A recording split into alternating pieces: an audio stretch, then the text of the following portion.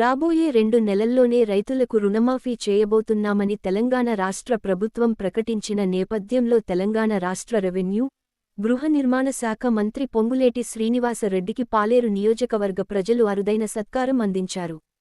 పాలేరు నియోజకవర్గంలో పర్యటించిన మంత్రి పొంగులేటికి సభలోనే మంత్రి పొంగులేటి చేతులకు పాలతో అభిషేకం చేసి, పూలు చల్లుతూ తమ ఆనందాన్ని వ్యక్తం చేశారు.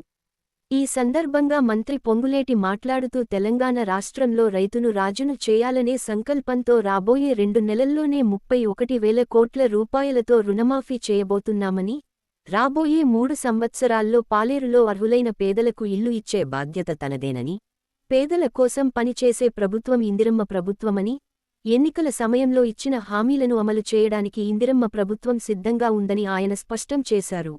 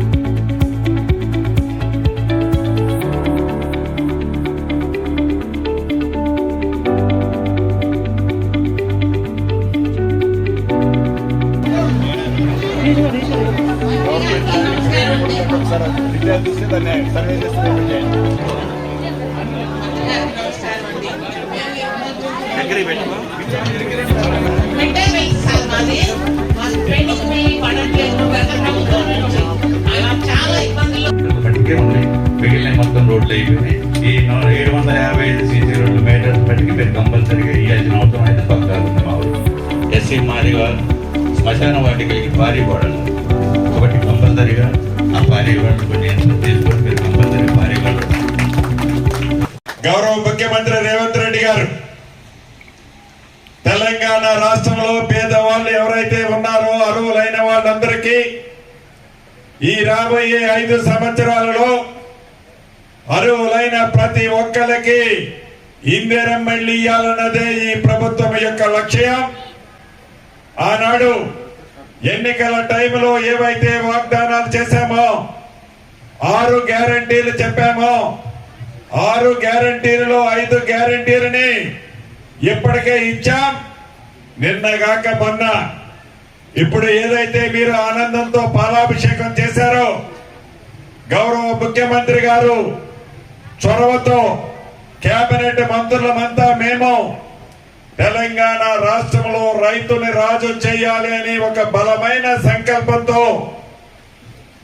గత ప్రభుత్వం లాగా మాటలతో కాకుండా గత ప్రభుత్వం లాగా రైతులు రుణమాఫీ చేస్తాము అంటే 10 సంవత్సరాలు తీసుకోకుండా అన్న మాట ప్రకారం రాబోయే 2 నెలలలోనే అంటే జూలై నెలలో మొదలుపెట్టి ఆగస్టు నెల పూర్తయ్యే లోపు అర్హులైన ప్రతి రైతన్నకి 2 లక్షల రుణమాఫీ సుమారు రాష్ట్ర వ్యాప్తంగా 31,000 కోట్ల రూపాయలని ఈ ప్రభుత్వం రైతన్నులకి రద్దు చేయబోతుంది.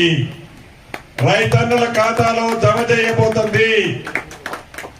నిబద్ధత గల ప్రభుత్వం, పేదోడు ప్రభుత్వం, ప్రజల కోరుకునే ప్రభుత్వమైన మీ ప్రభుత్వం ప్రజల కోసం పేదోడి కోసం పనిచేసే ఈ ప్రభుత్వం అని మనస్ఫూర్తిగా ప్రతిపక్ష వాళ్ళ గోల మీరు విన్నారు. ఆ కాకి గోలని తల తన్నే విధంగా ఈనాడు మీ దీవెనలతో వచ్చిన ఇందిరమ్మ ప్రభుత్వం పని చేస్తుంది. భవిష్యత్తులో కూడా ఇంకా కొన్ని హామీలు అమలు చేయాల్సింది ఉంది. రాష్ట్ర ప్రభుత్వం సుమారు 7 లక్షల కోట్లు అప్పు చేసిపోయింది. గత ప్రభుత్వం